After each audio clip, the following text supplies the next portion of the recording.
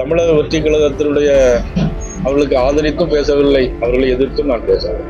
எங்களை பொறுத்த மட்டிலும் யார் வரக்கூடாத ஆட்சிக்கு என்று சொன்னால் திமுக ஆட்சி வரக்கூடாது.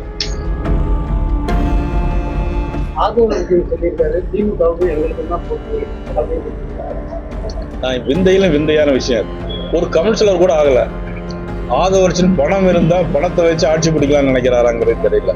எங்களுடைய கட்சி உலகத்திலே மிகப்பெரிய கட்சி. அந்த கட்சி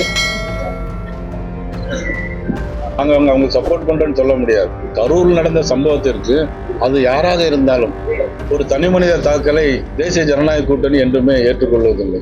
தமிழக வெற்றி கழகத்தினுடைய அவர்களுக்கு ஆதரித்தும் பேசவில்லை, அவர்களை எதிர்த்தும் நான் பேசவில்லை. எங்களை பொறுத்த மட்டிலும் யார் வரக்கூடாத ஆட்சிக்கு என்று சொன்னால் திமுக ஆட்சி வரக்கூடாது. யார் வர வேண்டும் என்று சொன்னால் அண்ணன் இபிஎஸ் அவர்கள் வர வேண்டும்.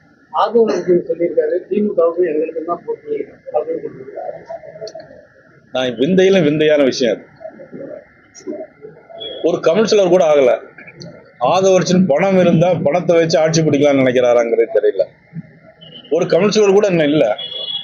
ஏதோ கூட்டத்தை கூட்டி கூட்டம் வர்றதுனால எல்லாரும் இப்ப கூட்டம் தேர்தல் இப்ப கூட்டம்னா நிறைய கூட்டிடலாம். ஆட்சிக்கு வரணும், மக்களுடைய நன்மதிப்பை பெறணும், சட்டமன்ற உறுப்பினர் வரணும். அதனால போட்டிங்கிறது யார் என்பது பாரதிய ஜனதா கட்சி 300 நாடாளுமன்ற உறுப்பினர் மேல இருக்கும், 1200 எம்எல்ஏக்கள் மேல இருக்கும். எங்களுடைய கட்சி உலகத்திலே மிகப்பெரிய கட்சி. அந்த கட்சி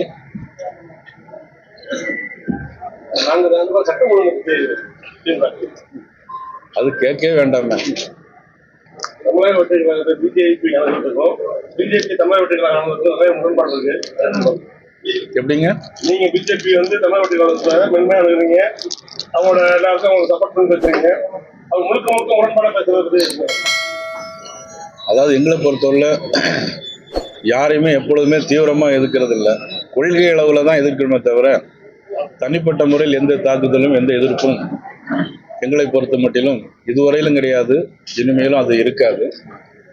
அவர்களை பொறுத்தவரையில் என்ன சொன்னாங்க, அவங்க சப்போர்ட் பண்றேன்னு சொல்ல முடியாது.